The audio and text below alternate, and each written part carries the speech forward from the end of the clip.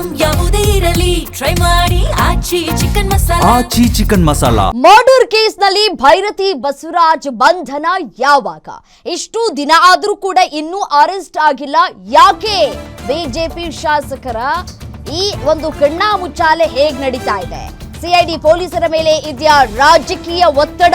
ಕೋರ್ಟ್ನಲ್ಲಿ ಎರಡೆರಡು ಬಾರಿ ಅರ್ಜಿ ವಜಾ ಆದ್ರೂ ಕೂಡ ಅರೆಸ್ಟ್ ಯಾಕಾಗಿಲ್ಲ?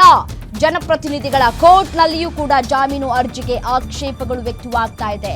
ಅರ್ಜಿ ವಜಾಗೊಳ್ತಾ ಇದ್ದಂತೆ ಭೈರತಿ ಬಂಧನಕ್ಕೆ ಸಿಐಡಿ ಕಾರ್ಯಾಚರಣೆ ನಡೀತಾ ಇದೆ. ಆದರೆ ಇದುವರೆಗೂ ಭೈರತಿ ಎಲ್ಲಿದ್ದಾರೆ ಅನ್ನೋದ್ರ ಬಗ್ಗೆ ಮಾಹಿತಿಗಳೇ ಇಲ್ಲ. 2 ತಿಂಗಳಿಂದ ನಾಪತ್ತೆಯಾಗಿದ್ರು ಇನ್ನೂ ಕೂಡ ಬಂಧಿಸದ ಸಿಐಡಿ. ನೆಪ ಮಾತ್ರಕ್ಕೆ ಬಂಧಿಸಬೇಕು ಅಂತ ಹೇಳಿ ವಾದವನ್ನ ಮಂಡಿಸಿದ್ರ ಸಿಐಡಿ ಪರ ವಕೀಲರು. ಸಿಐಡಿ ಕಣ್ಣಿಗೆ ಬೀಳದ ಶಾಸಕರು ಸಾರ್ವಜನಿಕ ಸಮಾರಂಭಗಳಲ್ಲಿ ಕಾಣಿಸ್ಕೊಳ್ತಾ ಇದ್ದಾರೆ. ಹೇಗ್ ಸಾಧ್ಯ? ಕ್ಷೇತ್ರದ ಕಾರ್ಯಕರ್ತರಿಗೆ ಶಾಸಕರ ಬಗ್ಗೆ ಗೊತ್ತಾಗತ್ತೆ, ಸಿಐಡಿಗೆ ಗೊತ್ತಾಗಲ್ವಾ ಅನ್ನುವಂತಹ ಪ್ರಶ್ನೆ. ಇನ್ನು ಇದೇ ವಿಚಾರಕ್ಕೆ ಸಂಬಂಧಪಟ್ಟಂತೆ ಮತ್ತಷ್ಟು ಡೀಟೇಲ್ಸ್ ಕೊಡ್ತಾ ಹೋಗ್ತಾರೆ crime bureau head SK. Manjunath ದೂರವಾಣಿ ಸಂಪರ್ಕದಲ್ಲಿದ್ದಾರೆ. ಮಂಜುನಾಥ್, ದರ್ಶನ್ ಪ್ರಕರಣದಲ್ಲಿ ಯಾವ ರೀತಿಯಾಗಿ ಅಧಿಕಾರಿಗಳು ವರ್ತಿಸಿದ್ರು, ಭೈರತಿ ಬಸವರಾಜ್ ಅವರ ಈ ಒಂದು ಪ್ರಕರಣದಲ್ಲಿ ಯಾವ ರೀತಿಯಾಗಿ ವರ್ತಿಸ್ತಾ ಇದ್ದಾರೆ, ಯಾಕೆ ಇಷ್ಟೊಂದು ಒಂದಷ್ಟು ಭೇದ ಭಾವವನ್ನು ಮಾಡಲಾಗ್ತಾ ಇದೆ? ಭೈರತಿ ಬಸವರಾಜ್ ಅವರು ಸಾರ್ವಜನಿಕ ವಲಯದಲ್ಲಿ ಕಾಣಿಸ್ಕೊಂಡ್ರು ಕೂಡ ಸಿಐಡಿ ಕಾಣಿಸ್ತಾ ಇಲ್ವಾ? ಅಲ್ಲಿ ಅದೇ ಅನುಮಾನಗಳು, ಜೊತೆಗೆ ಅಧಿಕಾರಿಗಳ ಒಂದು ಕರ್ತವ್ಯ ನಿಷ್ಠೆ ಎಷ್ಟು ಮಟ್ಟಿಗಿದೆ ಅನ್ನೋದು ಈ ಭೈರತಿ ಬಸವರಾಜ್ ಪ್ರಕರಣದಲ್ಲೇ ಕಾಣಿಸ್ತಾ ಇದೆ. ಇಲ್ಲಿ ಕೋರ್ಟ್ ನಲ್ಲಿ ಯಾವಾಗ ಭೈರತಿ ಬಸವರಾಜು ನಿರೀಕ್ಷಣಾ ಜಾಮೀನು ಅರ್ಜಿಯನ್ನ ಸಲ್ಲಿಸ್ತಾರೆ, ಅದೇ ಸಂದರ್ಭದಲ್ಲಿ ಆಕ್ಷೇಪಣೆಯನ್ನ ಸಲ್ಲಿಸ್ತಕ್ಕಂಥ ಸಿಐಡಿ ಅಧಿಕಾರಿಗಳು ಈ ಹಿಂದೆ ಭಾರತೀ ನಗರ ಪೊಲೀಸ್ ಠಾಣೆಯಲ್ಲಿ ವಿಚಾರಣೆಗೆ ಹಾಜರಾದಂತಹ ಸಂದರ್ಭದಲ್ಲಿ ಭೈರತಿ ಬಸವರಾಜ್ ಅವರು ಸುಳ್ಳನ್ನ ಹೇಳಿದ್ದಾರೆ. ಅವರನ್ನ ಬಂಧಿಸಿಯೇ ವಿಚಾರಣೆ ಮಾಡಬೇಕು ಅನ್ನೋ ಒಂದು ಆಯಾಮದಲ್ಲಿ ವಾದವನ್ನ ಮಂಡಿಸಿದ್ರು. ಅವರ ವಾದವನ್ನ ಪುರಸ್ಕರಿಸಿದಂತ ಜನಪ್ರತಿನಿಧಿಗಳ ವಿಶೇಷ ಕೋರ್ಟ್ ಜೊತೆಗೆ ಹೈಕೋರ್ಟ್ ನಲ್ಲೂ ಸಹ ಒಂದು ಭೈರತಿ ಬಸವರಾಜ್ ಅವರು ಸಲ್ಲಿಸಿದಂತ ನಿರೀಕ್ಷಣಾ ಜಾಮೀನು ಅರ್ಜಿ ವಜಾಗೊಂಡಿತ್ತು.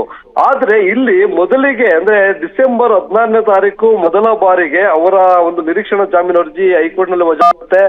ಆವತ್ತು ಸಿಐಡಿ ಅಧಿಕಾರಿಗಳು ಭೈರತಿ ಬಸವರಾಜನ್ನ ಬಂಧಿಸೋದಕ್ಕೆ ಹುಡುಕಾಟವನ್ನ ನಡೆಸ್ತಾ ಇದ್ದಾರೆ ಅಂತಕ್ಕಂತ ಮಾಹಿತಿ ಲಭ್ಯವಾಗುತ್ತೆ. ಆದ್ರೆ ಹುಡುಕಾಟದ ಕೆಲಸ ಮಾಡಿಲ್ಲ ಅನ್ನೋದು ಈಗ ಗೊತ್ತಾಗ್ತಾ ಇದೆ.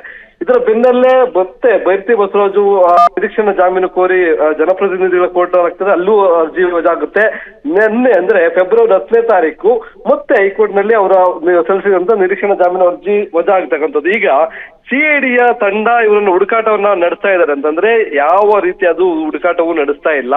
ಇಲ್ಲಿ ಎಲ್ಲೋ ಒಂದು ಕಡೆ ಸರ್ಕಾರ ಇರ್ಬೋದು ಅಥವಾ ಮತ್ತೊಬ್ಬ ಪ್ರಭಾವಿ ರಾಜಕಾರಣಿ ಅವರನ್ನ ಬಂಧಿಸೋದು ಬೇಡ ಅಂತಕ್ಕಂತ ನಿಟ್ಟಿನಲ್ಲಿ ಏನೋ ಒಂದು ತೀರ್ಮಾನಕ್ಕೆ ಬಂದಿದ್ದಾರೆ.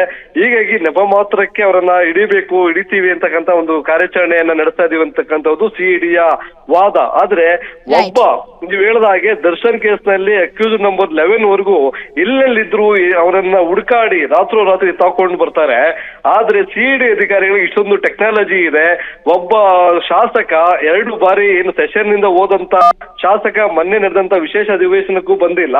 ಆತನ ಚಲನವಲನಗಳಲ್ಲಿ ಸಾರ್ವಜನಿಕವಾಗಿ ಒಂದು ಜಾತ್ರಾ ಮಹೋತ್ಸವದಲ್ಲಿ ಭಾಗಿಯಾಗ್ತಾರೆ.